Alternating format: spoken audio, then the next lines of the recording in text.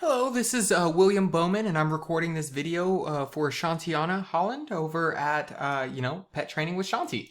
So thank you so much, Shantiana, for allowing me to record this video for you. I think you go by Shanti, sorry about that. So I want to explain exactly what I found on your website and show you what you can change in order to start getting some more volume of people coming your direction. So in order to do that, I need to explain some things so that you have an understanding of how to implement the changes and be able to tell when the changes are actually working. Because, I mean, honestly, what we're after here is results, right? So I'm going to be covering the volume of clients looking for services in your specific area, what your top online competitor is doing to win that volume currently, and things that you can do this exact moment on your site to start winning those clients in the future. So going through it, I popped into your site. I noticed that you have a couple different pages, which is great. You talk about all the different services you guys offer. You have pictures of dogs everywhere. Which is great. I love it. But one thing that I would mention is if you want to start ranking for some of these pages, put in some more content, some more words. You want to aim for 1,000 to 1,500 words on any page, on the front page that you want to rank on Google. And any other side page, like a services page, you want to add anywhere between 300 to 500 words. And there's a reason to this, right? The reason being is because you want to be able to sprinkle in what are called keywords without it seeming forced. And keywords are simply just what somebody would throw into Google in order to find your product or service. So when somebody throws in dog training San Antonio, and I'll show you the volume of people that are searching this every month later, but when you throw it in, the first thing you're going to see is ads. So I'm glad to see you're not here because a lot of people, they see the word ad and they just keep scrolling. But honestly, it is a decent way to start off, but it's not good long term. It's better of a short term strategy there. But then when we come down, this is the Google Map Pack.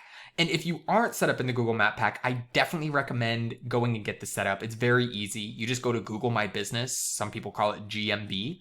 And you can basically just say, the name of the company, your location, website, phone number, all of that. And you can get one of these created for you. And these can be optimized so you can end up in the top 3, but I'm not going to go too much into that. But it gives you a place to get reviews, which people, even if they know your name, they're going to want to go to Google to, check and see what kind of reviews you have. Just like if you were looking for a service, right? That's something you might do. So now if we come down, this area is, and I'm sorry, this area can get you quite a bit of volume. So definitely if you don't have this, if you only follow one thing I say in this video, definitely do this. It can help quite a bit. So then we get down to the organic search area. So this organic search area, you can't pay to be at the top of this, and this is where the lion's share of the volume does come from. Dog training San Antonio is a search word that Rob Carey looked like they're ranked number 1 or 2 for it. So let's pop in and let's go look at their site. It looks like they have quite a bit of text, probably 700-800 words, I'm guessing. But I'm not going to really dive deep into their site, right? I'd rather show you underneath the hood. So if we go underneath the hood and we see here, when we're looking at their site, we can see this UR and DR numbers. And I'm going to explain what these are, but these correlate to basically where Google might classify or measure your site as being in order to rank you and determine what position you're going to be in. So the higher the number, the better. They're a 0 to 100 scale. The UR is kind of like the trustability of your URL or page. And the DR is your domain rating. It's it's like the power or the reputation of your entire site as a whole. So both of these numbers are really important to raise.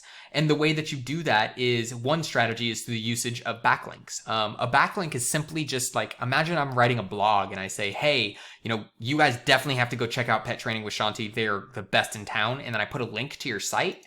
That's a backlink. So you want to focus on quality over quantity.